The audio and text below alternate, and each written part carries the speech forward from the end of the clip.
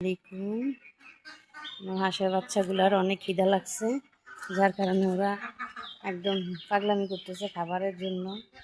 দেখেন, এটা আমার একটা ছোট্ট খামারও বটে।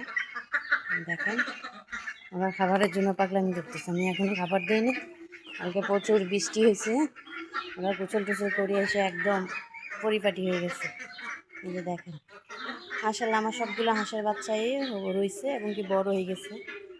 ঠিক আছে, আমি আসলে ভ্যাকসিন তেমন একটা করাই নেই বলতে। ভ্যাকসিন করাইছি বলতে, আমার দেশি মুরগির বাচ্চার জন্য আমি রানীক্ষেতের ভ্যাকসিন আনছিলাম।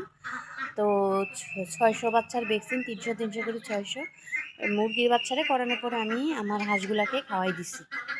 জাস্ট হাঁসগুলাকে খাওয়াই দিছি। আর আমি ওদেরকে খাওয়াই হয়েছে কি, কুড়া, ভুট্টা, ব্রয়লার গোয়ার ফিড, সাথে খুদ, ধান, এগুলা খাওয়াই। মাশাআল্লাহ আমার হাঁসের বাচ্চা 2 মাস শেষ, 3 মাসে পড়ছে।